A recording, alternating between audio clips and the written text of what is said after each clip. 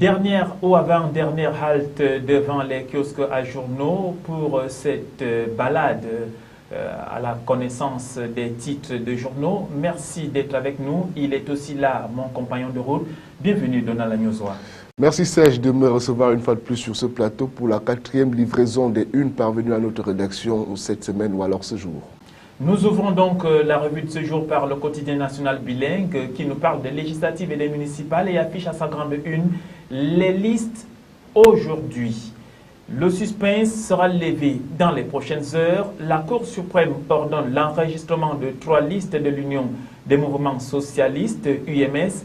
Ambiance dans les états-majors des partis politiques, c'est à retrouver dans les pages 4 à 5. Nous restons toujours dans le cadre de ces élections, mais nous parlons maintenant de l'annulation des élections. La Cour suprême bloque la requête de Maurice Kamto. La Chambre administrative a rendu hier les premiers verdicts du contentieux préélectoral. Par ailleurs, ELECAM sommet de réhabiliter les listes du parti de Pierre Kouemo. Les détails sont contenus en page 3 du quotidien Le Messager.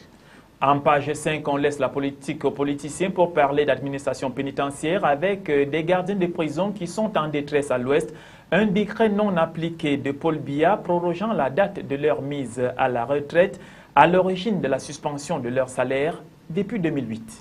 Le journal Le Messager s'intéresse aussi aux industries extractives. L'État encaisse 667 milliards de francs CFA en 2011. Selon le rapport de conciliation publié hier en vue de l'admission du Cameroun comme pays conforme à l'ITIE.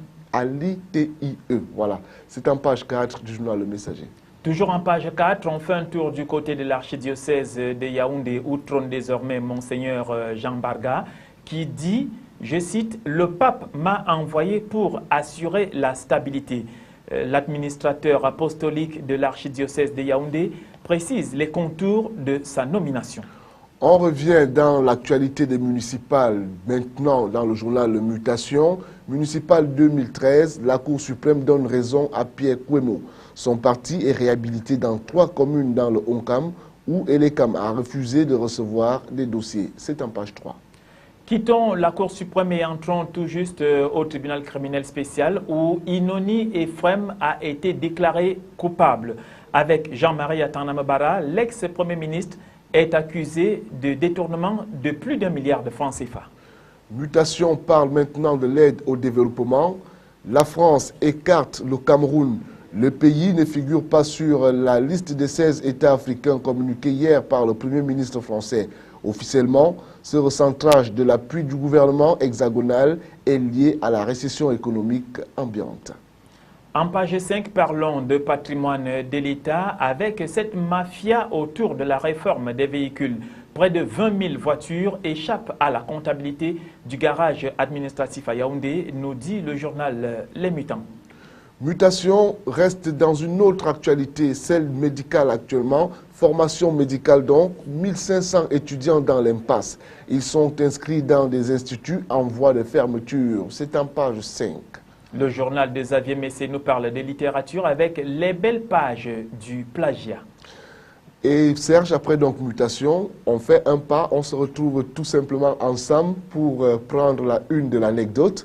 Les premiers péchés de Monseigneur Jean Barga, le nouvel administrateur apostolique de l'archidiocèse de Yaoundé, appelle à l'acceptation des homosexuels. Ces premiers mouvements du personnel vouent un culte d'honneur au tribalisme, limogeage et règlement de compte en cascade. La tragédie de Betty en continue. Enquête. Le journal de Jean-Pierre Bellinga nous parle aussi, de Jean-Pierre Amougou Bellinga nous parle aussi des législatives et des municipales 2013 avec l'UPC qui est en mal de positionnement à Nkola Famba et on peut voir là l'un des ministres de la République qui est tout juste le ministre du Commerce. Juste après, on est toujours dans le journal L'Anecdote, au tribunal cette fois, Etundi Oyono appelle à limoger et source. Les détails sont contenus en page 4. Nous nous déportons à la une d'un autre journal qui est parvenu à notre rédaction ce jour. C'est le quotidien de l'économie et on parle d'infrastructures avec la digue de Maga, les travaux toujours inachevés. On reste toujours dans ce journal, le quotidien de l'économie, vers le renforcement du budget programme donc. Les entreprises ignorent la responsabilité sociétale et puis le RDPC et le SDF confisquent les médias. Et puis on peut lire donc ces petites unes dans le journal, le quotidien de l'écho. Oui, voilà, cette petite information, c'est tout juste les tensions à la plantation Soca Palm de Kienké, a acheté le journal Le Quotidien de l'économie et vous aurez tous les détails. Et nous voici à l'international. On entre tout de suite dans la tribune. PSA, ça va mieux, mais 3 points de suspension. Peugeot reprend son souffle. La perte nette du constructeur a été divisée par 2 au premier semestre, mais les activités automobiles restent lourdement déficitaires.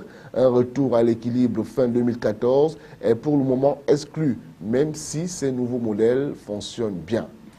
Avec la tribune, parlons aussi de plan social et de ce nouveau plan social chez Air France. Nouvelle suppression de postes prévus chez Air France KLM. 2500 emplois sont menacés. En 4 ans, plus de 12 000 postes ont été supprimés. La tribune ce matin nous révèle que les banques ont encore peur de la dette.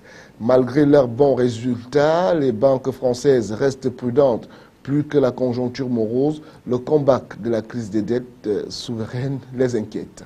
Alors que dans le social, il était une fois les congés payés. Avant les 2 semaines de congés payés pour tous en 1936, qui profitait de vacances rémunérées? C'est une question, petite histoire d'une grande idée.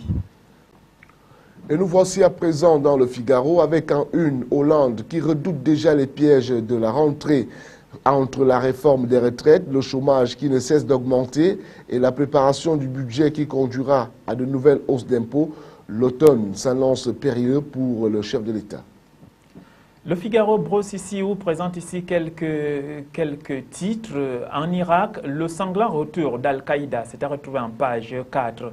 En page 5, États-Unis, Obama veut décourager les lanceurs d'alerte. Et puis en page 6, sécurité, Valls refuse de placer Marseille en ZSP. On va continuer à parcourir le journal Le Figaro. Philippe Varin au Figaro, Peugeot se redresse. Alors, dans une interview exclusive au Figaro, le président du directoire de PSA Peugeot Citroën, Philippe Varin, indique qu'il perçoit des signes de redressement dans l'activité et les comptes du constructeur. C'est en page 20 du journal Le Figaro. Et nous voici en train de commencer ou de poursuivre le tour du monde avec Le Monde qui nous parle de ces jeunes Français qui veulent partir. Que faut-il comprendre? Plus d'un jeune diplômé sur 4 affirme vouloir travailler hors de France. Un chiffre qui a quasiment doublé en 1 an. Rencontre avec ceux qui passent à l'acte. C'est à retrouver en page 6 et puis le débat en page 19 sur cette question. Nous restons dans Le Monde pour parler maintenant de Manning, un espion mais pas un traître. Bradley Manning, analyste de renseignement, militaire principal, informateur de Wikileaks, a été acquitté du chef d'accusation intelligence avec l'ennemi, mais reconnu coupable d'espionnage par un tribunal militaire américain. Âgé de 25 ans, il encourt une peine de 136 ans de prison. Le Monde nous parle de la pilule, du retour de la pilule de Diane 35. La France va être contrainte par Bruxelles de remettre sur le marché la pilule Diane 35. Elle avait été soupçonnée de provoquer des thromboses. Et nous voici dans le journal Les Échos. Pourquoi la France doit encore supprimer des milliers de postes? Alors, l'équivalent de 2500 emplois affectés par le plan de la compagnie, il s'ajoute aux 5600 suppressions déjà annoncées. Brièvement, le chiffre précis n'a pas été donné hier lors du comité central d'entreprise, mais les syndicats et la direction d'Air France ont clairement laissé entendre qu'ils tourneraient autour de 2500. À peine les premières mesures du plan Transform 2015 ont-elles commencé à être émises. Les détails sont contenus en page 20. Voici quelques échos sur la croissance avec le gouvernement qui révise ses ambitions à la baisse en 2014. Bercy prépare le budget sur la baisse d'un chiffre inférieur à 1%. Et vous pouvez donc apprécier là le graphique présentant cette marche gouvernementale. Toujours dans le journal Les Échos, virage pour le géant Yates Aéronautique. Donc, le groupe se rebaptise Airbus et crée une nouvelle division défense et espace. Les détails sont contenus en pages 16 et 17.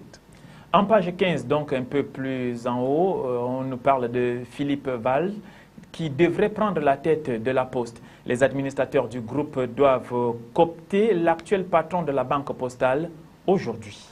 Alors, c'est ici qu'on va mettre fin à cette revue de presse, la 4e livraison de la semaine. Merci d'avoir suivi. Serge, on se donne rendez-vous demain, certainement pour la dernière sortie. Inévitablement, bien sûr, c'est pour la dernière balade devant les kiosques journaux. Rendez-vous-y tout de suite et puis allez acheter les journaux. Merci de le faire.